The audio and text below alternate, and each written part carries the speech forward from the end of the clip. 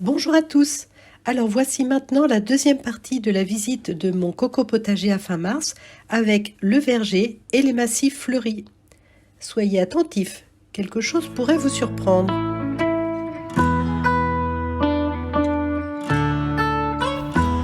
Alors on démarre par le petit massif là que j'avais fait en septembre l'année dernière. Donc voilà, le chêne est reparti, là la bruyère elle a été taillée, ça évolue pas trop. Le sédum, eh ben, il donne.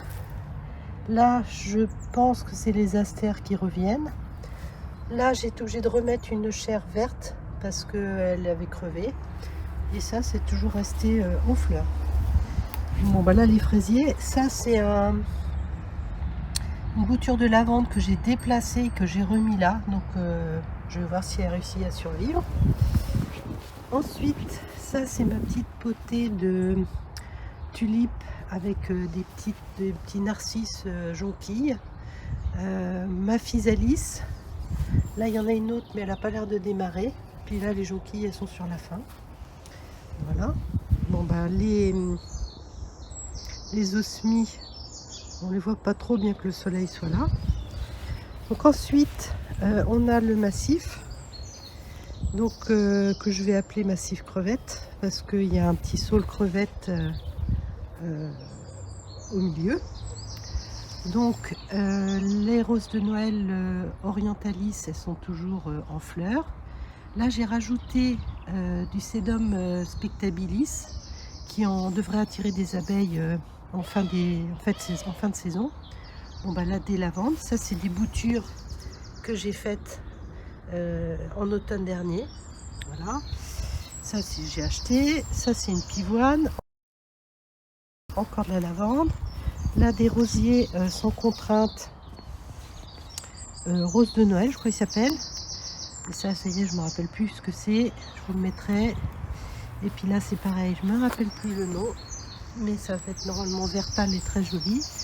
Bon, bah ça, c'est ma composition. Ça, je l'ai mis, c'est un rosier Astronomia. Et puis ça, c'est une agapante qui commence à venir. Avec là aussi deux plants que je me rappelle plus ce que c'est. Et ça c'est un petit clin d'œil à Agnès. C'est mon chrysanthème que j'ai taillé. Et puis bon bah là les iris qui étaient déjà là. Alors ça c'est la petite plate-bande qui est derrière la cabane. Donc là il y a une élébore qui est déjà là depuis 2 ans et qui a très bien donné. Donc j'espère qu'elle va faire des graines et qu'elle va se ressemer. Alors là c'est pareil, c'est une petite plante, je sais pas ce que c'est, mais j'ai arraché toutes les vieilles tiges un peu comme ça là. Et en dessous bah, il y a le tapis qui repart. Là on a des petites tulipes. Là j'ai un ail des ours qui pousse. Bon, j'ai rien fait de spécial. Petites tulipes. Ça c'est ma clématite. Alors la clématite, j'ai dû mettre le nom. Et ben voilà, c'est parti avec la pluie, donc je retrouverai aussi. Donc là je suis contente, elle commence à avoir les premières fleurs. Et là on voit il y a plein de fleurs qui vont éclore. Donc j'espère que ça va être super joli. Et ça sera en attendant que les framboisiers grossissent. Donc j'ai mis au pied des myosotis. Alors c'est du myosotis vivace. Là si on regarde les feuilles.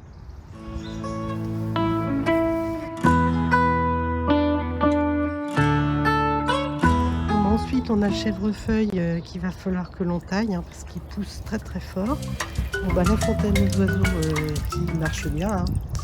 Hein. Là, j'ai à nouveau des tulipes avec mes petites narcisses jonquilles là. C'est super joli. Alors ça, c'est le point sur les groseilliers que j'ai taillé cet hiver. Donc il y avait une vidéo aussi sur le sujet. Ici c'est des petits pois petits provençal que j'ai planté. Là à nouveau le deuxième groseillier. Alors ces deux groseilliers là ils sont à l'ombre de la maison une partie de l'hiver. Donc vous voyez ils donnent. Bon, leurs feuilles poussent. Mais vous allez voir que les deux suivants ils sont beaucoup plus avancés. Alors ça c'est une butte qui pour l'instant n'est pas vraiment cultivée mais qui est surtout pas mal chahuté par les merles. Mais pour l'instant, ça n'a pas trop de conséquences. Et dedans, il y a les fèves. Et donc les fèves, bon, bah, elles sont bien avancées. Et surtout, c'est rigolo parce qu'il y avait les pommes de terre l'année dernière ici. Bah, forcément, il reste sans doute des pommes de terre qui ont germé et qui sont sorties. Donc voilà, encore des fèves. Et là, voilà. Ça, c'est les groseilliers qui sont vraiment bien éclairés au soleil et qui ne sont pas à l'ombre de la maison. Et donc, on voit vraiment la différence par rapport à tout à l'heure. C'est que là, bah, on a déjà quasiment les supports des fruits. Alors, je dis support parce que je ne sais pas exactement comment ça s'appelle. Mais voilà. Ici, on a une butte où j'ai mis des pommes de terre. Donc, il n'y a pas très longtemps. Alors, je protège avec un grillage pour que les merles ne viennent pas trop tout démonter la butte. Là, à nouveau, le groseillier qui, lui, est bien au soleil. Bon, le laurier. Alors, ça, c'est le poirier. Donc, ça, c'est les poires comices. Avec un petit peu de myosotis. Et donc, les poires comices, bon, bah, on n'en a pas eu l'année dernière. Donc là, je vais voir s'il n'y a pas de gel. Hein. Toujours la surprise. Bon, ici, c'est le pommier Jona Gold. Là, je vois que les feuilles, elles commencent à sortir, tout juste. Voilà. Tout ça, c'est encore des framboisiers. Là, c'est la reine des rainettes. Là, c'est pareil. Alors, je l'ai taillé, hein, évidemment. Ça sort, les framboisiers. Là, j'avais mis des fèves au pied du poirier. Donc ce poirier-là, je ne me rappelle plus ce que c'est. Oui, c'est les poires William. Donc les fèves, vous voyez, elles sont super bien avancées. Et le poirier, eh ben, lui, il a déjà presque ses fleurs qui vont pas tarder à sortir.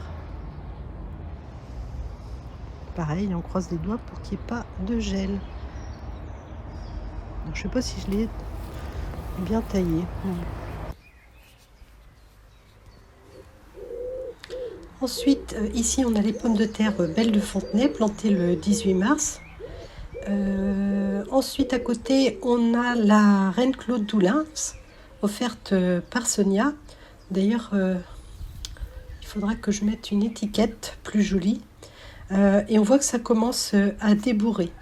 L'année dernière, on a eu un bol entier de reine Claude. Donc j'espère que ce sera pareil cette année. Alors, voilà, vous voyez comment ça débourre. Au pied, on a mis des jonquilles, donc des belles jonquilles, mais elles ont la tête un peu lourde. Ah, je vois qu'il y en a une qui est à la tête bien droite pour vous montrer. Voilà. Donc ensuite, à côté, j'ai planté des petits pois petits provençal, c'était le surplus, au pied d'un seringa qu'on a taillé assez sévèrement cet hiver, parce que je voulais enlever de l'ombre sur la reine Claude. Voilà, donc j'espère qu'il va repartir. Bon, à côté, c'est les fleurs jonquilles qui fanent un peu. Et puis plus loin, bah, c'est la zone de pommes de terre Charlotte que j'ai semée sous foin. Voilà, bon, bah, pour l'instant, il n'y a rien de spécial à voir à cet endroit-là.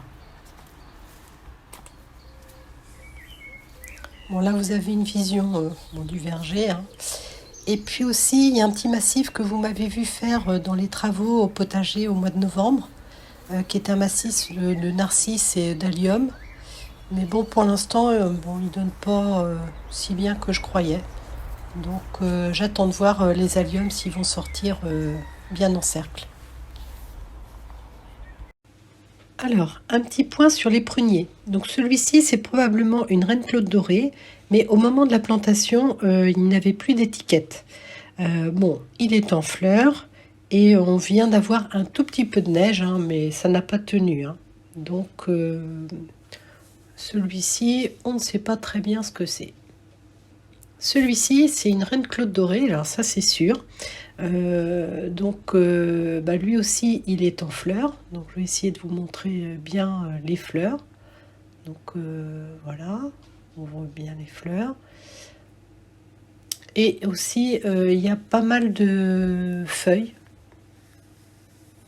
Et celui-ci, c'est la Mirabelle de Nancy, entourée de jolies tulipes. Et alors, celui-ci, il a un petit problème. Il cherche la lumière vers la gauche. parce que à droite, il est souvent la lumière est cachée par les bouleaux. Et lui, il n'y a pas du tout de fleurs, c'est que des feuilles.